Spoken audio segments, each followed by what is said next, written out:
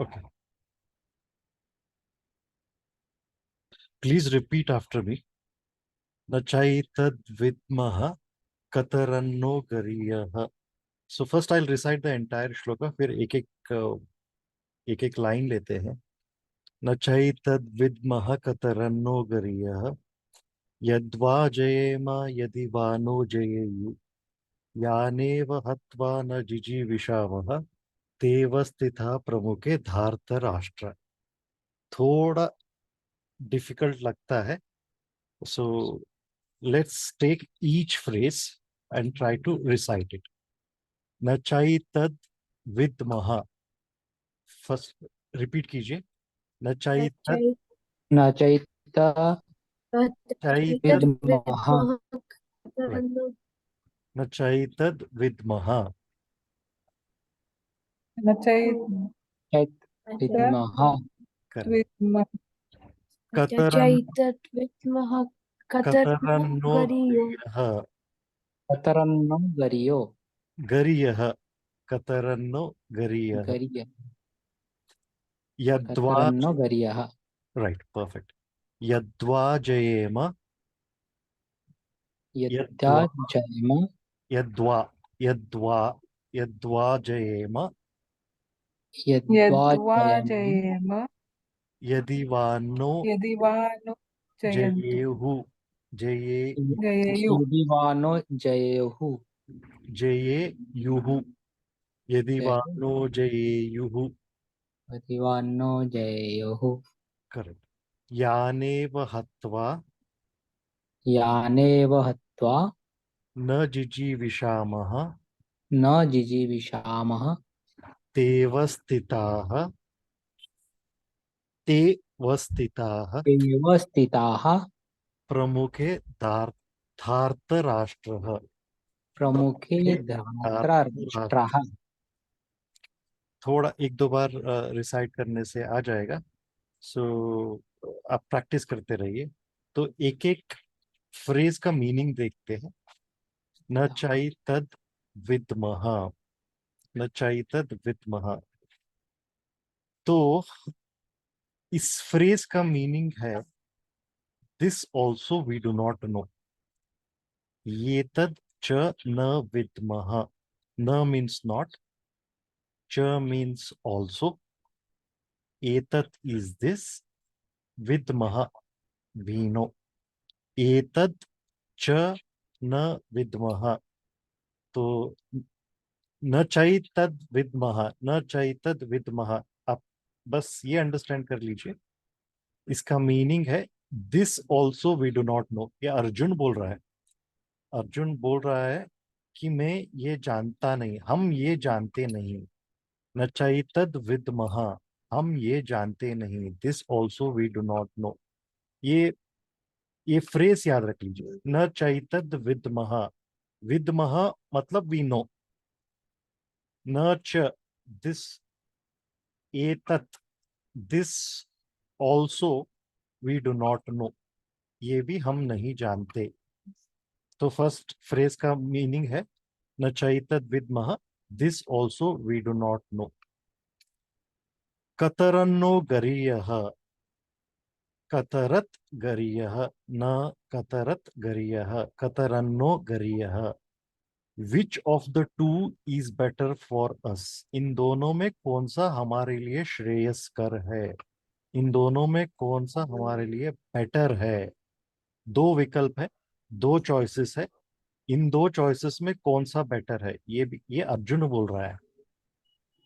This also we do not know which of the two is better for us. मतलब इन दोनों choices में हमें पता नहीं कि कौन सा बेटर है. ये फर्स्ट वाक्य का मीनिंग हो गया. न चैत तद विद्मः, this also we do not know. कतरन्नो गरीयः, कतरन्नो गरीयः, which of the two is better for us. ये फर्स्ट लाइन समझ में आया. न चैतद विद्मः कतरन्नो गरीयः.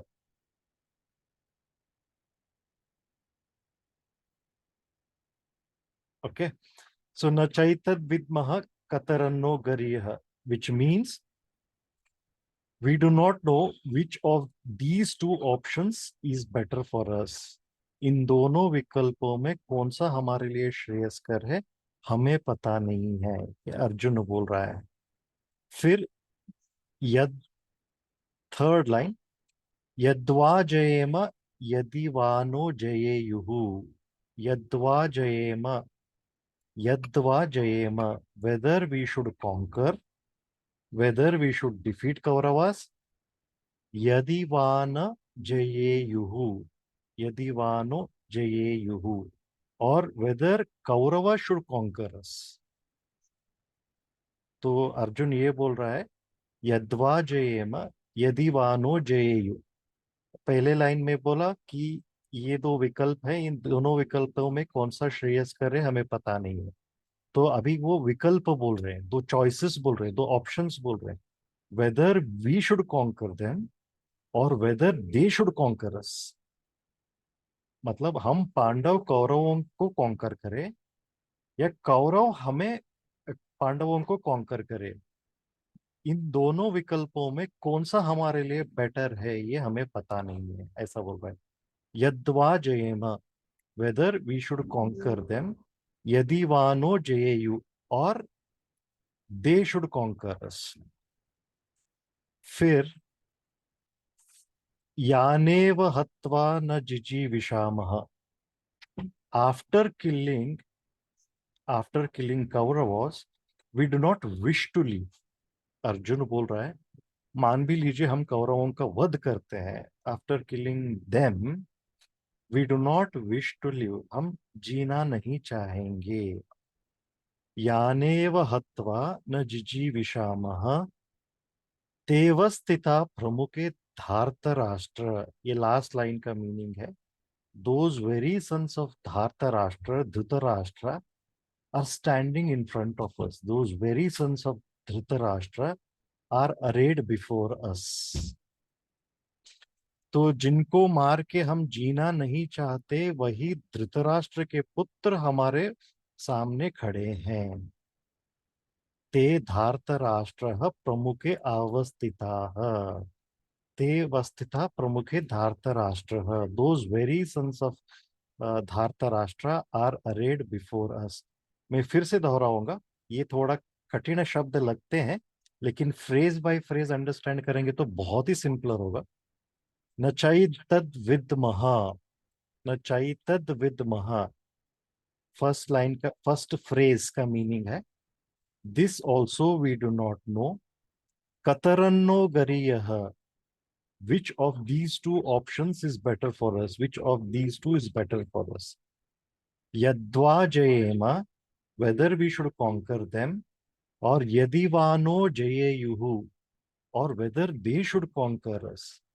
यानेव हत्वा न जिजीविषामः, after killing them we do not wish to live। तेव स्थिता प्रमुखे धार्तराष्ट्र, those very sons of Dhritarashtra are arrayed before us।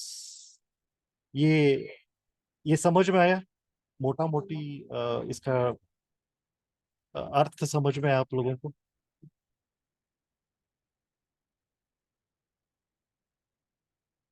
Yes. हाँ समझ। समझ में। इसका हर एक शब्द का मीनिंग लेके जाए या उसका आगे बढ़े? ये बेसिकली फ्रेज अंडरस्टैंड किया तो बहुत है, लेकिन इसका शब्द का भी हम अंडरस्टैंड कर सकते हैं। So what do you want? Do you want to understand the word meanings as well?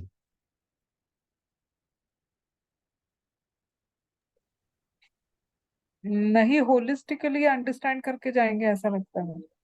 ठीक। बाकी सारे लोग भी अपनी राय दे सकते हो। नहीं। Okay, perfect, no problem, right. So इसका रफ ट्रांसलेशन होता है वी डू नॉट नो, मतलब अर्जुन बोल रहा है ये, we do not even know which result of this war is preferable for us, conquering the Kauravas or being conquered by them। और second line का व्याख्यान ये होता है, even after killing them will not desire to live, will not wish to live. हमारे sentiments ये हैं कि even after killing them we do not wish to live, Arjun का सेंटिमेंट है। Yet they have taken the side of Dhritarashtra and now they stand arrayed in front of us in the battlefield। तो ये basically Arjun की मनस्थिति दर्शाता है। This is the height of confusion, Arjuna is confuse to the max, confusion की चरम रेखा पे पहुंच गया है। He is confuse to the maximum, he has hit the ceiling, this is the heights of confusion। एक क्षत्रिय होके, एक सर्वश्रेष्ठ धनुर्धर होके अर्जुन ये बोल रहा है, we do not even know which result of the war is preferable for us, conquering them or being conquered by them। युद्ध के दो ही रिजल्ट्स होते हैं, या तो विजय या तो हार। अर्जुन ये बोल रहा है, इस इस युद्ध का परिणाम जो भी है हमारे लिए श्रेयस्कर है या भी नहीं, ये भी हमें पता नहीं बोल रहा है। So he is going at the very root of everything. एक क्षत्रिय होके एक वॉर में उसका ऑब्जेक्टिव बहुत ही, उसका ड्यूटी धर्म बहुत ही क्लियर रहता है, वॉर को जीतना, सामने जो है उसको परास्त करना, क्योंकि ये धर्म युद्ध है। ये तो डेफिनेशन, इसका प्रिमाइस जो है बहुत ही क्लियर है, इसका जो अंडरलाइंग फैक्ट्स है बहुत ही क्लियर है। लेकिन Arjuna is muddled in confusion, इतना कंफ्यूजन में मडल्ड है। अर्जुन ये बोल रहा है कि we do not even know, और ध्यान रखिए वो वर्ड यूज कर रहा है हमें, we, first person plural use कर रहा है। ये थोड़ा इग्नोरेंस भी दिखाता है, ये थोड़ा अहंकार भी दिखाता है, क्योंकि कहीं ना कहीं अर्जुन को बोलना था आई डू नॉट इवन नो, मुझे पता नहीं बोलना था। अर्जुन यहाँ ये बोल रहे हैं कि श्री कृष्ण परमात्मा आगे उसका उल्लेख करते हैं, हमें तो ये भी पता नहीं है। हमें यानी वो पांडवों को बोल रहा है, but in fact he should have said मुझे ये भी पता नहीं है। वो शरणागति का प्रथम लक्षण होता है। जब कोई आदमी प्लूरलिस्टिकली बात करता है तो he is under the guise of ego. We do not even know, हमें तो ये भी पता नहीं है which result of this war is preferable for us, कि इस युद्ध का कौन सा परिणाम हमारे लिए श्रेयस्कर है, हमारे लिए बेहतर है। उसको ये भी पता नहीं था कि वो उसको जीतना चाहिए या उसको हारना चाहिए, कॉन्करिंग देम और बीइंग कॉन्कर्ड बाय अस। तो इसका ये लाइन बहुत अच्छी तरीके से दर्शाता है। थर्ड लाइन, यद यद्वा जयेम यदि वा no जयेयु, whether we should conquer them or whether we should be conquered by them, उन पर विजय पाए या उनके उनके द्वारा जीत लिया जाए। तो ये तो बेसिक एक प्रश्न है। युद्ध उतरने से पहले हर एक आर्मी के एक बेसिक सैनिक को भी पता रहता है कि युद्ध का परिणाम क्या होना चाहिए, किस लिए लड़ रहा है। तो अर्जुन को उसका ऑब्जेक्टिव ही पता नहीं था, युद्ध किस लिए लड़ रहे हैं वो भी पता नहीं था। इतना उसका कंफ्यूजन मैक्स तक पहुंच गया था। तो वो क्वेश्चन कर रहा है कि इन दोनों विकल्पों में कौन सा विकल्प है, या तो हम कौरवों को हराएं या हम कौरवों से हार जाएं, उन पर विजय पाए या उनके द्वारा जीत लिए जाएं। ये दोनों विकल्पों में से हमारे लिए श्रेयस्कर कौन सा है, हमारे लिए बेहतर कौन सा है। He is coming back to the very fundamentals of everything. फिर हाइपोथेटिकली बोल रहा है, यानेव हत्वा जिजीविषामः, even after killing them we will not desire to live. उन्हें मारने के बाद भी हमें जीने की कोई इच्छा नहीं होगी। ये वो आदमी बोल रहा है जो कौरवों को वध करने के बाद 36 ईयर्स हस्तिनापुर पे राज किया। ये युद्ध होने के बाद पांडवों ने 36 ईयर्स राज किया उन्होंने। तो यहाँ पे वो he is model with confusion, उसको क्लैरिटी मिल नहीं रही है। दो विकल्पों के बीच, दो बुरे विकल्पों के बीच वो फंस चुका है। तो इसीलिए वो हाइपोथेटिकली बोल रहा है, even after killing them I will not desire to live. उन्हें मरने के बाद भी हमें जीने की कोई इच्छा नहीं होगी। These words will not have any meaning. वो इमोशंस में आके, कंफ्यूजन में आके ये बोल रहा है। बल्कि जब वो हार हरा देता है कौरवों को, तो पूरे पांडव जो जन थे 36 ईयर्स तक राज किए। तो यहाँ पे बोल रहा है we will not even desire to live. On the contrary उन्होंने 36 ईयर्स राज किए। तो ये कॉन्ट्रडिक्शन देखिए। Yet they have taken the sides of the sons of Dhritarashtra, and now they stand before us on the battlefield. Arjun बोल रहा है, मैं अपने स्वजनों को मारना नहीं चाहता हूं, और उनको अगर मार भी दूं तो मैं जीना नहीं चाहता। ये मेरा सेंटिमेंट है। तो फिर बोल रहा है, फिर भी वो अधर्म के पक्ष पे है, फिर भी मैं कंपैशन दिखा रहा हूँ, अधर्मियों को कंपैशनेट दिखा रहा हूँ। फिर भी धृतराष्ट्र के पुत्र जो है अधर्म के पक्ष लिए हैं, और युद्ध के मैदान में हमारे सामने खड़े हो गए। तो एक बहुत बड़ा एक टेक अवे मिलता है, एक लाइफ लेसन मिलता है।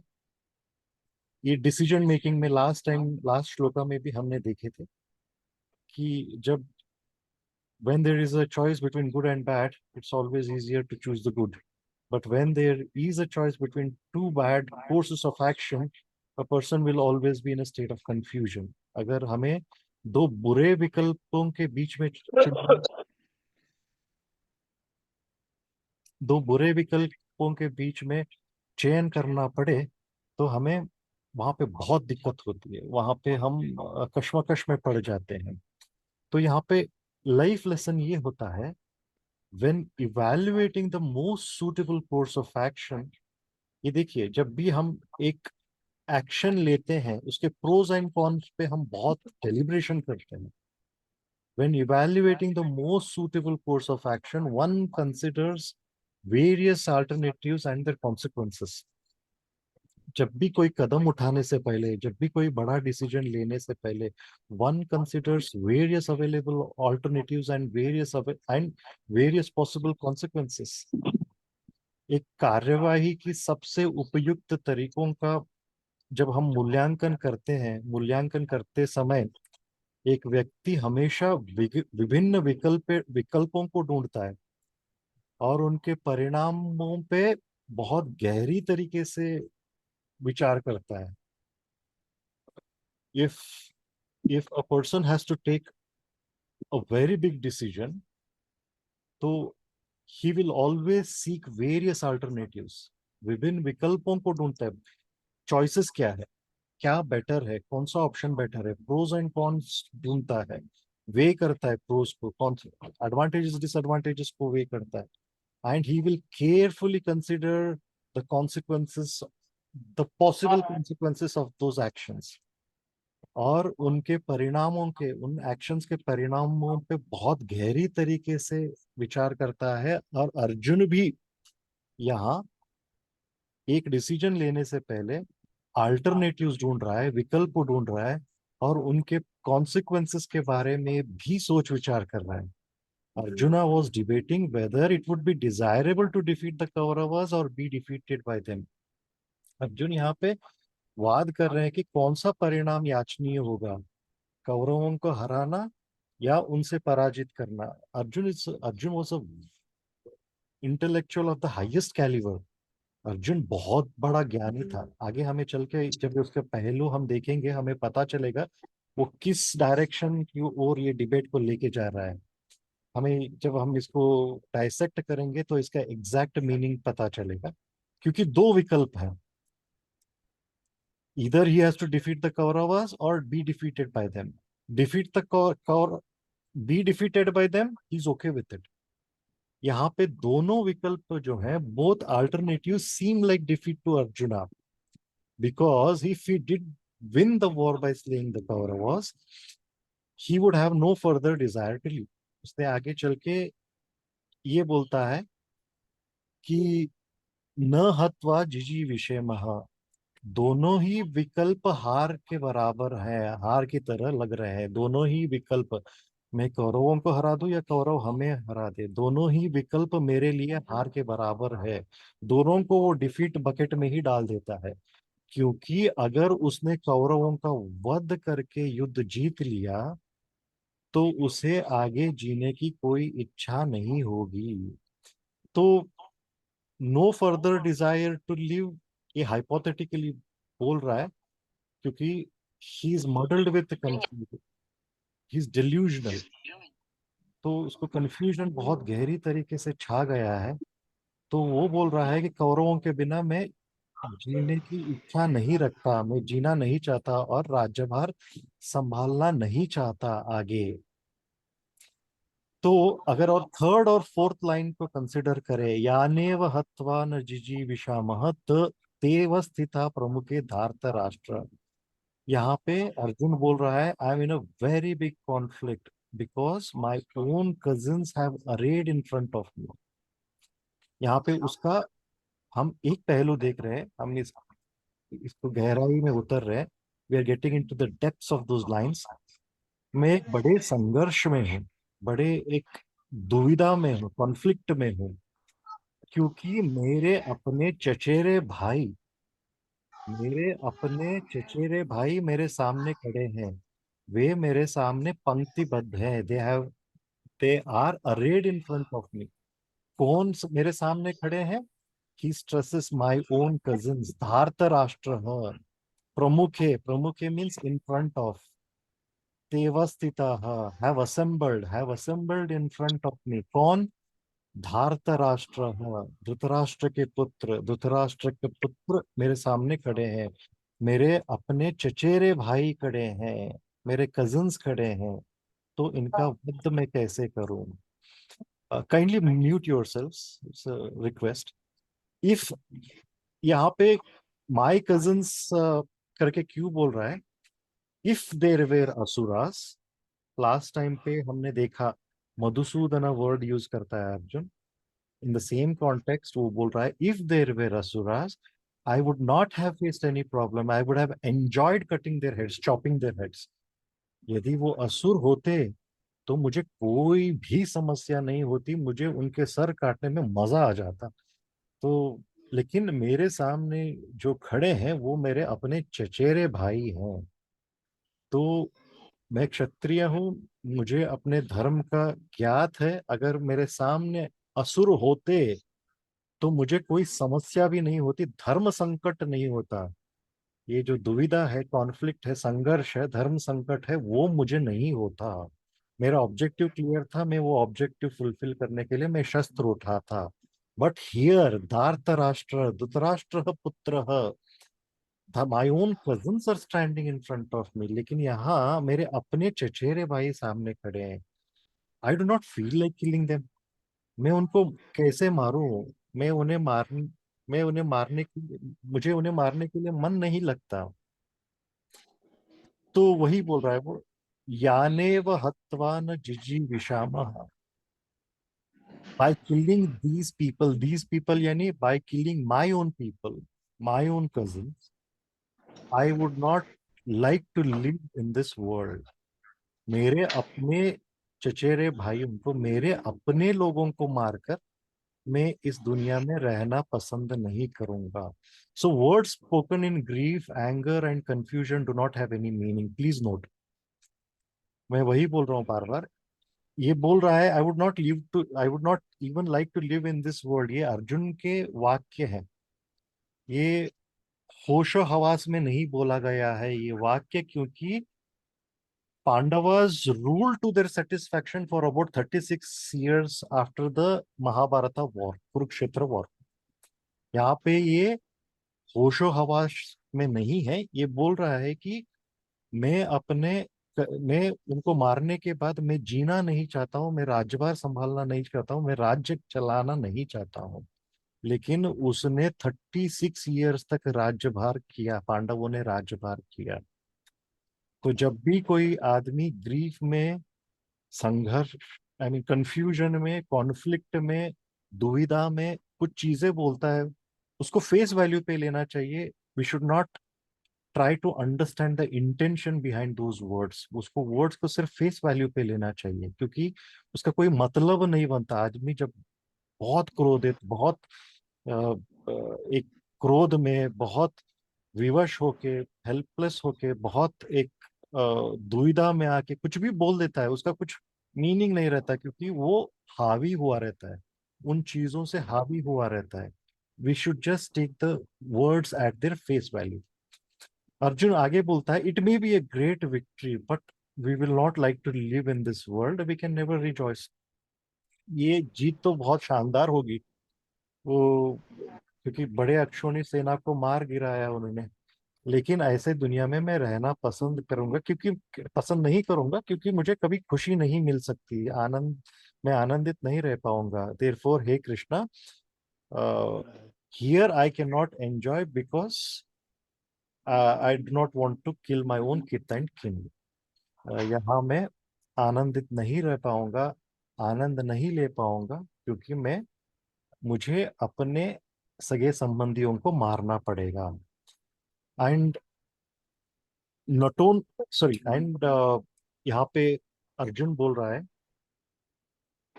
Even if we are sure that it is a dharma yuddha and we take to fighting, the problem is यद्वा जयेम यदि वानो जयेयुः. ये सेकेंड लाइन, यद्वा जयेम यदि वानो जयेयुः.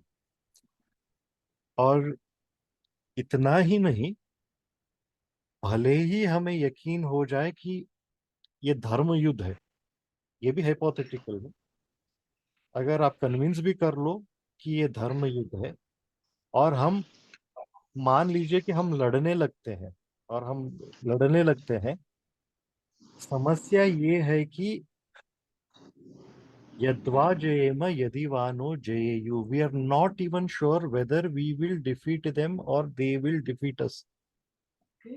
हमें ये भी पता नहीं कि हम उन्हें हरा पाएंगे या वे हमें हरा देंगे. तो he is worried about the result of the war. तो आगे चल के कृष्ण भगवान बताते हैं, when we are doing actions we should not worry about the results, we'll have to focus on the actions. तो वो actions के बारे में, results के बारे में सोच रहा है. We are not even sure whether we will defeat them or whether they will defeat us. तो उसको वो certainty चाहिए कि या हम उसको हरा पाएंगे या वो हमें हरा पाएंगे. So to avoid that, suppose Arjuna बोल रहा है, if I give up this battle and go to forest, then what will be the problem? तो लास्ट टाइम हमने देखा था, arjuna wanted to go to forest and he wanted to live on भिक्षा. तो युद्ध से बचने के लिए मान लीजिए मैं इस लड़ाई लड़ाई को छोड़ देता हूँ और जंगल में जाता हूँ, तो फिर समस्या क्या होगी? अगर वो जंगल जाता है तो समस्या क्या होगी? अगेन अर्जुना बोलता है, again I will have a conflict there. If I go to the forest, I may think that I have shirked my duty, and therefore I think I'm not objective enough to analyze the situation. तो यहाँ पे क्या हो रहा है? द्वंद्व हो रहा है.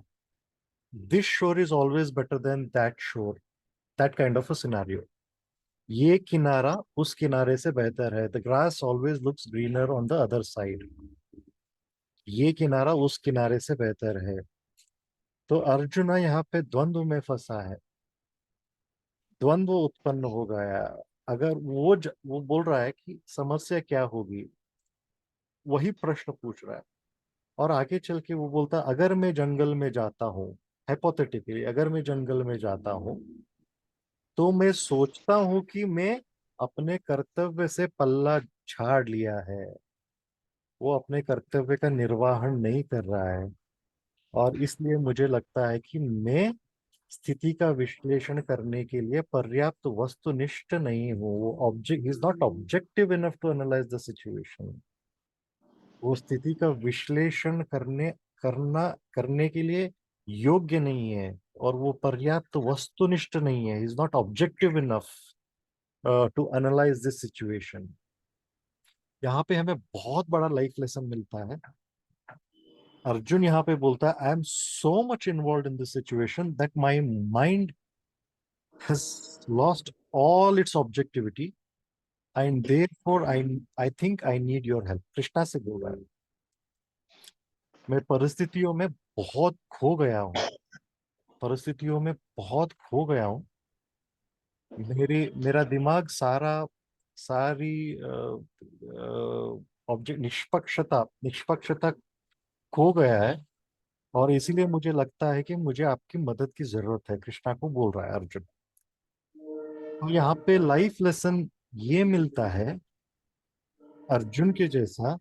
अर्जुन यहाँ पे कन्फेस कर रहा है, I am so much involve in this situation. जब आप किसी परिस्थिति में इतना डूब जाते हो that you lose your objectivity, you lose your frame of reference, you lose your decision making capacity। Arjun ये कन्फेस कर रहा है, मेरा दिमाग निष्पक्षता खो गया है, मैं निष्पक्षता खो गया, लॉस्ट ऑल माय ऑब्जेक्टिविटी। मैं एक सिचुएशन को ऑब्जेक्टिवली एनालाइज नहीं कर पा रहा हूं। जब आप उस सिचुएशन में होंगे, when you are muddled in such situation, when you are muddled in such circumstances, such situations, जब आप अपना निष्पक्षता खो देते हैं, 360 डिग्री एनालिसिस करना करने की एबिलिटी खो देते हैं, आप सिचुएशन को होलिस्टिकली एनालाइज करने की एबिलिटी खो देते हैं, when you are deeply engrossed in emotions, too much emotions हावी हो जाता है, आपका लॉजिकल थिंकिंग बंद हो जाता है, तब वो बोलता है, therefore I think I need your help. मुझे लगता है मुझे आपकी मदद की जरूरत है। कृष्णा से बोलता है। तो then you need to seek higher counsel. जब आप ऐसे सिचुएशन में आओगे, जब आप ऐसे सिचुएशन में होंगे, जब आप खुद से एक साउंड डिसीजन नहीं ले पाते हो, जब आप टू मच इमोशन से घिरे हुए हो, जब आपको एक सिचुएशन को ऑब्जेक्टिवली एनालाइज करने का क्षमता नहीं रहता आपके पास, जब आपके पास निष्पक्ष होके एक सिचुएशन को एनालाइज करने की क्षमता खो देते हैं आप, तब आपको एक इंटेलिजेंट पर्सन, एक गाइड, एक मेंटोर, एक गुरु, एक सलाहकार, एक एडवाइजर की जरूरत होती है। आप जानकार मंद लोगों से सोच विचार तब आपको करना चाहिए। आप you need to seek advice, you need to seek counsel. जब आप when you lose all your objectivity, तब आपको you need some sort of external assistance in the form of advice, in the form of mentoring, in the form of guidance. तो तब आपको मदद की जरूरत है। Then you will have to seek assistance. जब आप इमोशंस हैवी हो जाते हैं, when you are when you are incapable of taking even the minutest of the decisions, or when you're incapable of taking major decisions, when you lose your objectivity, when you can't analyze the situations um, from various other corners, then you need to seek counsel, you need to seek expert counsel, you need to seek advice। तो आपको तब आप किसी mentors के पास जाओ, आप किसी guides के पास जाओ, जानकार मंद लोगों के पास सलाह लो आप। तो उसमें यू हैव टू शन योर ईगो। तो उस सिचुएशन में जब आप परिस्थिति के हावी हो जाते हो, तो you can not afford to be arrogant, you can not afford to be egoistic. आप उस सिचुएशन में अपने एरोगेंस, अपने अहंकार को दबा के एक्सपर्ट काउंसिल सीख करो। सो यहाँ पे वही बोल रहा है, लेकिन यहाँ पे एक ट्विस्ट होता है। फर्स्ट लाइन में अर्जुन बोलता है, नचैतद विद्मः, सॉरी अर्जुन बोलता, सॉरी वही, नचैतद विद्मः। तो Arjun Shri Krishna was anxiously waiting for this word na chaitad vidmaha. We do not know what to do. Krishna इस शब्द का बेसब्री से, उत्सुकता से प्रतीक्षा कर रहे थे। न चैतद विद्मः, हमें पता नहीं है कि क्या करना है। न विद्मः, there is some ego there, he is using we do not know. यहाँ पे मैंने पहले भी बोला था, he should have used the singular pronoun I. ये it displays arrogance, it shows arrogance. न विद्मः, तो वहां पे अहंकार दिखता है। अर्जुन हम नहीं जानते, हम नहीं जानते, हम का प्रयोग कर रहे हैं। उसे एक वचन मैं का उपयोग करना चाहिए था। तो हम जब बोलते हैं, और हम when we try to superpose the word I with the we, यहाँ पे थोड़ा अहंकार दर्शाता है। It reflects ego. जनरली हम मिस्टेक करते हैं तो हम उसको मास्क करने की कोशिश में वी बोलते हैं, वी डिड अ मिस्टेक। सो वहां पे थोड़ा एरोगेंस भी दिखता है, तो वहां पे थोड़ा ईगो का शेड्स भी नजर आते हैं। So there should be a prompt admission, I made a mistake.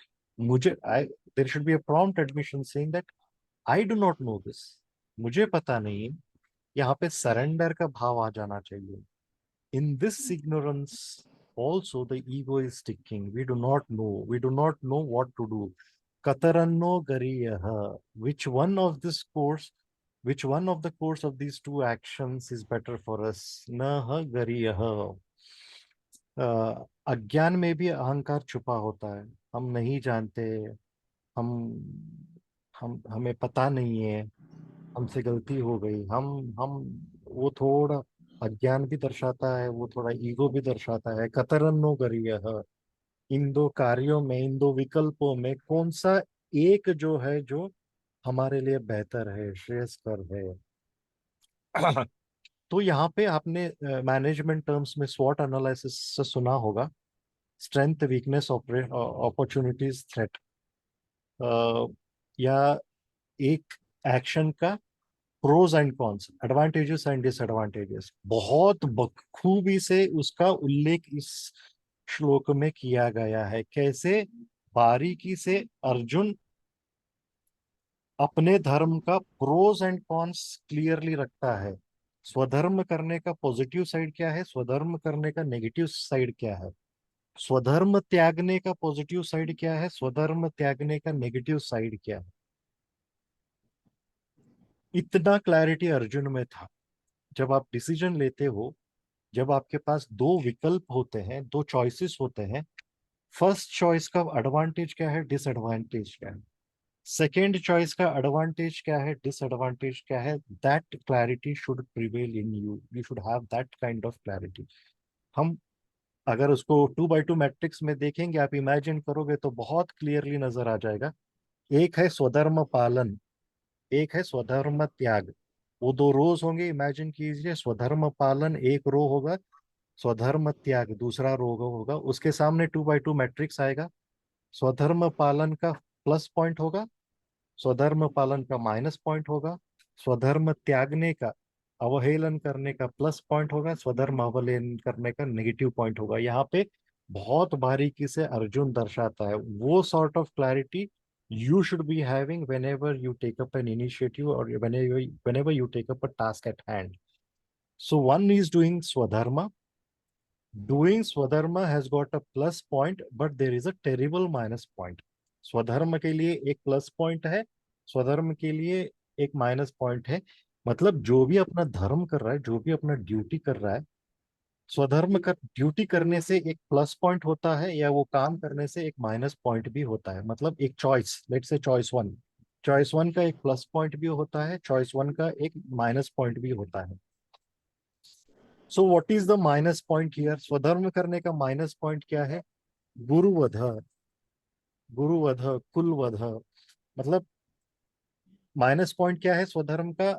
आप उसको मैट्रिक्स को बनाएंगे, अभी आप लिखेंगे तो पता चलेगा। गुरु स्वधर्म, जब वो अपने धर्म का पालन करेगा तो उसका माइनस पॉइंट होता है गुरु हत्या, स्वजन हत्या, बंधु लोगों का हत्या, वो माइनस पॉइंट हो जाएगा। तो what is the plus point?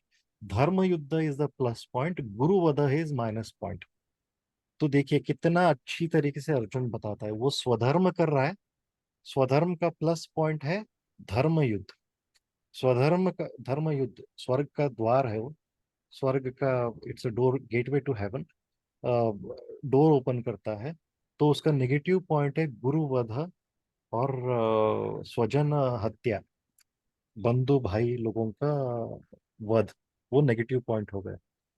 तो option one, doing your duty, positive point क्या है? धर्म युद्ध है, धर्म युद्ध का पालन करना। नेगेटिव पॉइंट क्या है? गुरु हत्या, गुरु वध। तो उसने क्लियरली डिफाइन किया, मेरा चॉइस वन, प्लस पॉइंट ये है, माइनस पॉइंट ये है। And suppose Arjun gets away from war, he एश्यूज द वॉर, वो सधर्म को, स्वधर्म को त्याग देता है। और मान लीजिए अर्जुन युद्ध से दूर हो जाता है, स्वधर्म को त्याग देता है, so there is a plus point. What is the plus point? He need not kill his kith and kin. तो स्वधर्म त्यागने का एक प्लस पॉइंट है, उसका भी प्लस पॉइंट है। प्लस पॉइंट क्या है? वो अपने रिश्तेदारों को मारने की जरूरत नहीं है, वो अपने बंधुओं की हत्या, गुरु हत्या, रिश्तेदारों की हत्या करने की जरूरत नहीं है। ये प्लस पॉइंट है स्वधर्म त्यागने का। और इसका माइनस पॉइंट क्या है? What is the minus point? He has to give up swadharma, dharma युद्ध। माइनस पॉइंट क्या है? इस मतलब वो अपना स्वधर्म को त्याग करना पड़ेगा, धर्म युद्ध को त्याग करना पड़ेगा, मतलब he is closing the doors of heaven, heaven. तो उसने क्लियरली एक पिक्चर रख दिया, स्वधर्म पालन अगर मैं करूंगा तो प्लस पॉइंट होगा धर्म युद्ध, माइनस पॉइंट होगा गुरुजनों की हत्या, स्वजनों की हत्या। अगर मैं स्वधर्म को त्याग दूंगा तो प्लस पॉइंट ये क्या होगा? मेरे के रिश्तेदार बच जाएंगे, गुरु बच जाएंगे, बंधु लोग बच जाएंगे, मेरे पितामह बच जाएंगे, उनकी हत्या नहीं करना पड़ेगा। तो उसका माइनस पॉइंट क्या है? स्वधर्म को त्यागना। तो उसने 2x2 मैट्रिक्स ड्रा करके क्लियरली आंखों के सामने रख दिया। इतना विद्वान था। We should have that kind of clarity whenever we take up any action in hand. Advantage क्या है?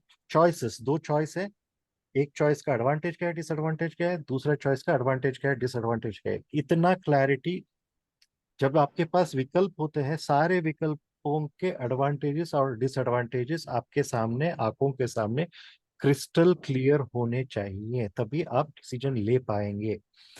So therefore both courses of action I am seeing plus point and minus point. That is why generally when we see both plus points and minus points, and when they have equal weightage, that's generally when we postpone all our decisions. जब हम plus point minus point देखते हैं और दोनों का weightage 50-50, दोनों ही उतने ही भारी भड़कम रहते हैं, वो दोनों इतने भारी रहते हैं, दोनों प्लस पॉइंट भी इतने ही भारी रहते हैं, माइनस पॉइंट भी इतने ही भारी रहते हैं, वहां पे हम क्या करते हैं? आमतौर पे हम अपनी सारे निर्णयों को स्थगित कर देते हैं, वहां पे सारे निर्णयों को पोस्टपोन करने की कोशिश कर देते हैं। Temporarily put a full stop और comma in front of those actions. वहां पे हम निर्णय लेने में असमर्थ हो जाते हैं, ये इसीलिए हम लोग उसको पोस्टपोन करने की कोशिश कर देते हैं। क्योंकि डिसीजंस ले ही नहीं पाते, क्योंकि प्लस भी उतना ही वेटेज रहता है, माइनस भी उतना ही वेटेज, एडवांटेज भी उतना ही हावी है, डिसएडवांटेज भी उतना ही है, उतना ही हावी है। एक चॉइस में नहीं, हर एक चॉइस में। चॉइस वन में भी उतना ही ऑप्शंस भारी है, चॉइस टू में भी उतना ही। 4x4 मैट्रिक्स में आप एक क्वाड्रेंट को भी चूज नहीं कर पाएंगे, इतना इतना धर्म संकट आ जाता है, इतना चॉइसलेस, हेल्पलेस सिचुएशन में आप आ जाते हो। You will not be able to choose even one quadrant among the 4 quadrants. यहाँ पे लाइफ लेसन ये मिलता है, by postponement we cannot help ourselves, we will have to squarely face circumstances one time और the other. निर्णयों को स्थगित करने से हम अपनी मदद नहीं कर रहे हैं। जब हम निर्णयों को स्थगित करते हैं, जब हम निर्णय को पोस्टपोन करते हैं, तो हम we are not definitely helping ourselves, हम अपनी मदद नहीं कर रहे हैं, हमें कभी ना कभी परिस्थितियों का सामना करना भी पड़ेगा, व्हाई नॉट नाउ। एक ना एक दिन we'll have to squarely face those circumstances. We'll have to make a brute choice. Why not now? 4 quadrants में हमें एक क्वाड्रेंट तो चुनना ही है, उसके कॉन्सिक्वेंसेस भुगतना ही है। दैट इज डेस्टिन्ड, वो नसीब, वो लिखा ही है। तो उसको स्थगित करने का कोई मतलब नहीं होता। You are postponing the inevitable. जो होना है उसको पोस्टपोन कर रहे हो के ही रहेगा। लेट इट हैपन नाउ, अभी हो जाए। उस कश्मकश में postponement is not a good strategy. Postponement कठिन परिस्थितियों में जब आप seek council, seek help, seek advice, seek guidance, आप दूसरों से वार्तालाप करो, दूसरों से सलाह लो, दूसरों से गाइडेंस लो, लेकिन स्थगित मत करो, उसको पोस्टपोन मत करो। Action have actions have to be taken now. वो you are postponing the inevitable. जो होना है वो तो होके ही रहेगा, बस आप उसको क्षणिक क्षण भर के लिए रोक रहे हो, लेकिन एक ना एक दिन होना ही है। तो it's better to face it now. परिस्थितियों का सामना अभी करे, कल करने से अच्छा अभी करे। Therefore Arjuna says, I am not able to decide and therefore what is the next step, I seek your help.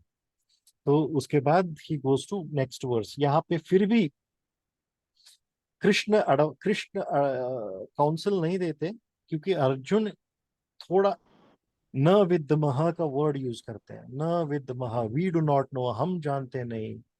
वो पूरा शरणागति दर्शाता नहीं। तो जब तक आदमी एक हेल्पलेस स्टेट, शरणागति स्टेट में जाता नहीं, तब तक श्री कृष्ण परमात्मा भगवान उनके मार्ग खोलते नहीं।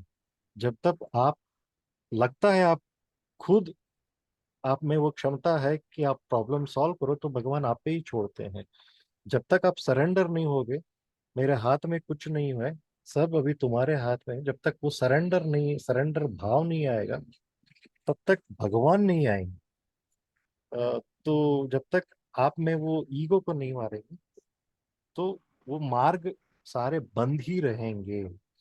तो अर्जुन एक गलती कर देता है, न विद महा बोल देता है, तो उस आगे 7th वर्स में फिर से वो प्रॉपर शरणागति स्टेज में जाता है। And don't forget, don't miss the next session ना, because next session is the cornerstone of second chapter, cornerstone of Bhagavad Gita, जहाँ पे पूर्ण शरणागति होती है, वर्स नंबर 2.7। एंड आई, आप सारे अगर ये बाहर करे या ना करे कोई बात नहीं, लेकिन आप वर्स 2.7 तो पक्का बाहर करना पड़ेगा, क्योंकि शरणागति वहीं पे होती है। 2.7 वर्स, तो नेक्स्ट सेशन बिल्कुल मिस मत कीजिए। तो अभी तक के इसमें कुछ डाउट्स हैं?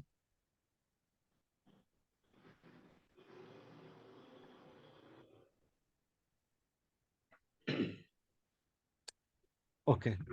तो अ, कुछ हम सिचुएशंस को देख लेंगे, हिस्टोरिकल एविडेंसेस। हिस्ट्री में कुछ सरकमस्टांसेस, कुछ इवेंट्स हुए हैं जो हमने जो डिस्कस किया था उससे मिलती जुलती इवेंट्स हुए हैं। वहां पे अर्जुन के जैसे स्थिति में लीडर्स ने कैसा डिसीजन लिया। तो विंस्टन चर्चिल जो थे, विंस्टन ये वर्ल्ड वॉर 2 का एक क्या बोलते हैं, एक इवेंट है। वर्ल्ड द्वितीय विश्व युद्ध का एक इवेंट आता है। तो Winston Churchill was the prime minister of United kingdom during world war 2। तो उसने एक, he faced a momentous decision in 1940, ये 1940 की बात है। तो that decision epitomized the art of choosing between two bad options। एक 1940 में एक महत्वपूर्ण निर्णय का सामना करना पड़ा विंस्टन चर्चिल को, और जो दो बुरे विकल्पों के बीच चयन करने की जो कला है, चूज करने की जो कला है, वो निर्णय उस कला का प्रतीक है. So it basically epitomises the art of choosing between two bad options. अगर एक गुड है एक बैड है तो चूज करना बहुत आसान है, लेकिन जब टू बैड चॉइसेस होते हैं तो वहां पे चयन करना बहुत मुश्किल हो जाता है. So during 1940, so Nazi Germany had swept through entire Europe, and the British expeditionary force found itself trapped and was on the verge of annihilation at Dunkirk. Dunkirk करके एक मूवी है, आप उसको देख लीजिए, बहुत ही फेमस मूवी है. और ये डंकिर्क करके आप गूगल करेंगे तो इस घटना का वर्णन उल्लेख मिलेगा. तो 1940s के समय नाजी जर्मनी पूरे यूरोप में फैल गया था. जर्मनी का विस्तार पूरे ऑलमोस्ट यूरोप में फैल गया था. और ब्रिटिश एक्सपीडिशनरी फोर्स, ये जो ब्रिटिश अभियान बल था, स्वयं को फंसा हुआ पाया था. मतलब it was trapped at Dunkirk and it was on the verge of annihilation by German air attacks. वो डंकर्क में विनाश के कगार पर खड़ा हुआ था, ये ब्रिटिश एक्सपीडिशनरी फोर्स, ब्रिटिश अभियान दल. तो चर्चिल को he had to face two terrible choices. तो भयानक विकल्पों का सामना करना पड़ा. वो एक चॉइस था सरेंडर टू नाजीज. मतलब Churchill was the prime minister of UK, तो यूके को नाजियों के सामने आत्मसमर्पण करना था. That was the first option. Second option था continue the evacuation attempt which was doomed to fail.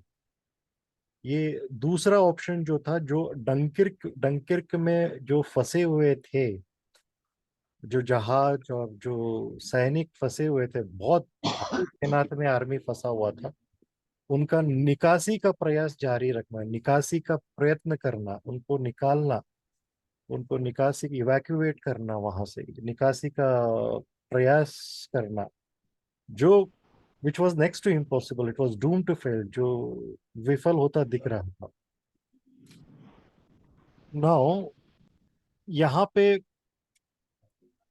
जो होता है,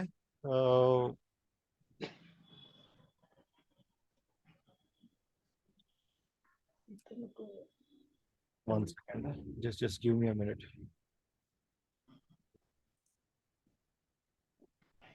Just give a minute. Give me a minute.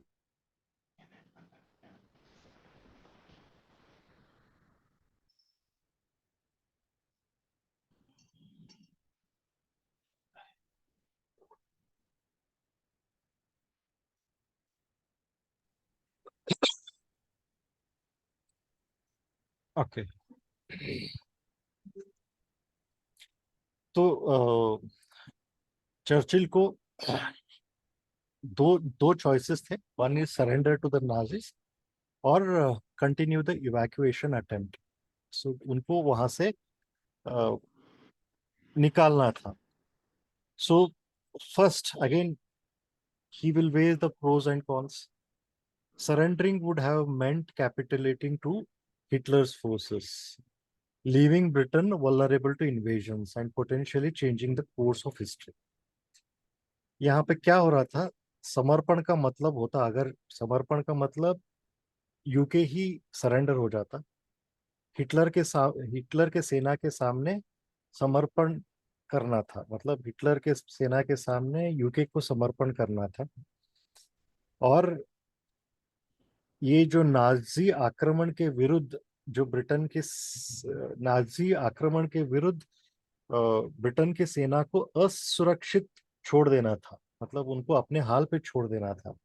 और संभावित रूप से ये क्या होती, ये जो कदम जो होते, इतिहास की दिशा ही बदल देता. मतलब it would have change the entire course of history.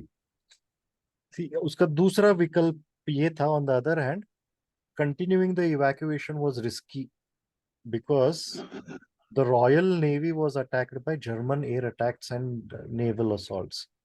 दूसरा जो विकल्प था, निकासी जारी रखना, बहुत जोखिम भरा कदम था, बहुत ही, इट वाज टू रिस्की, क्योंकि ये ब्रिटिश रॉयल नेवी जो था, और ब्रिटिश रॉयल नेवी और नागरिक जहाज दोनों थे, दोनों को जर्मनी हवाई हमले तबाह कर रहे थे, बहुत हेवी प्रमाण में तबाह कर रहे थे।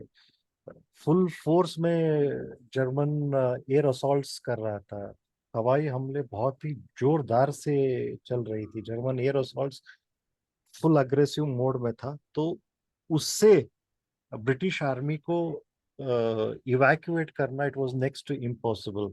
वो इवैक्यूएशन, दूसरा जो चॉइस था, वो ऑलमोस्ट इम्पॉसिबल था। तो सरेंडर भी इम्पॉसिबल था और इवैक्यूएशन भी ऑलमोस्ट इम्पॉसिबल था। दोनों ही चॉइसेस करने, मतलब दोनों ही बैड चॉइसेस के बीच में चर्चिल फंस गए थे। सरेंडर करना, या तो सरेंडर करना और उनको अपने ब्रिटिश नेवल फोर्सेस को अपने हाल पे छोड़ दे, असुरक्षित छोड़ देना। दूसरा है कंटिन्यू द इवैक्यूएशन, उनको सुरक्षित वापस लेके आया। Now Churchill was renowned for his resolute leadership. He continued to choose the evacuation process. तो वो जो चर्चिल थे, वो एक दृढ़ नेतृत्व के लिए माने जाते थे, दृढ़ नेतृत्व के लिए प्रसिद्ध थे। तो वो निकासी जारी रखने का एक बहुत बड़ा निर्णय ले लिया। सो he took a very resolute decision to evacuate the entire British expeditionary force, entire naval force. So he understood the importance of morale and the symbol of Dunkirk. The symbol of Dunkirk had become for the British people. ये जो Dunkirk बहुत सारी सुर्खियों में आता था, British लोगों के लिए एक सम्मान का प्रतीक बन चुका था। The symbol of Dunkirk had become a matter of pride for British people, और सैनिकों के मनोबल के लिए भी बहुत बहुत महत्वपूर्ण था। सो उसने, he believed that a desperate evacuation attempt was any day better than surrender. तो वो उनका मानना था कि एक जो निकासी का जो प्रयास था, वो आत्मसमर्पण से हमेशा बेटर रहेगा, हमेशा बेहतर था। तो when he was faced between these two bad choices, so he stuck to his unwavering belief, he stuck to his principles, he stuck to the power of British spirit, he believed in the power of British spirit. Churchill को एक अटूट विश्वास था, एक उनके ब्रिटिशत्व की भावना पे अटूट विश्वास था। British spirit, he believed in the power of British spirit and he stuck to that. तो जब वो जो मतलब दो विकल्पों के, बुरे विकल्पों के बीच में जब आदमी फंस जाते हैं, जब आपको चयन करना पड़ता है, then you will have to stick back to your values, your principles, your underlying beliefs. Now यहाँ पे डंकर्क इवैक्यूएशन प्रोसेस को ऑपरेशन डायनामो का नाम दिया गया था। और ये जो ऑपरेशन डायनामो था, तो 30 लाख से अधिक ब्रिटिश और मित्र देशों के सेना को इस ऑपरेशन के द्वारा बचाया गया। I mean over 3,000 British and allied troops were rescued. So ये दिस इसको चर्चिलियन डिलेमा बोलते हैं। Churchillian dilemma is very relevant in contemporary times. यहाँ पे जो the key lies in making decisions is to align with long-term objectives, exhibit resilience, and to uphold the values of those whom you lead. मतलब basically जब आप कुछ decision लेते हो, you will have to keep your long term objectives in mind, और आपके value system जो है, आपके प्रिंसिपल्स जो है, उसको मद्देनजर रखते हुए डिसीजन लेना पड़ता था। तो यहाँ पे भी उनका सेम सिचुएशन था अर्जुन की तरह। he was stuck between two bad choices, शरणागति as in surrender to Nazi forces, दूसरा था कंटिन्यू द इवैक्यूएशन. दोनों ही टफ चॉइसेस थे, दोनों में ही उसका लॉस था. सरेंडरिंग वुड हैव एक दब्बा हो जाता, एक उनके यूके के इस पे दब्बा ही हो जाता हिस्ट्री पे. तो evacuation it would have completely drained his exchequer. बहुत कॉस्टली अफेयर था, इकोनॉमी पे असर पड़ता और एक बहुत ही रिस्की अफेयर था. But he continued with that because he believed in the power of that British spirit. So he believed in his principles. So he believed in boosting the morale of the soldiers. तो सैनिकों को मनोबल का महत्व वो समझते थे, British शत्रु के महत्व को समझते थे. और डंकिर्क ब्रिटिश लोगों के सम्मान का प्रतीक बन गया था, तो उनको उसको बनाए रखना था. उन सभी चीजों के मद्देनजर रखते हुए उन्होंने वो इवैक्यूएशन प्रोसेस को जारी किया, ऑपरेशन डायनामो के नाम से. 300 सॉरी 3 लाख से ज्यादा ब्रिटिश एंड अलाइड ट्रूप्स को रेस्क्यू किया गया. This was the biggest rescue attempt ever made in the history. तो ऐसे बहुत सारे निदर्शन पाए जाते हैं हिस्ट्री में. तो दैट्स अबाउट इट. तो किसी को कुछ पूछना है?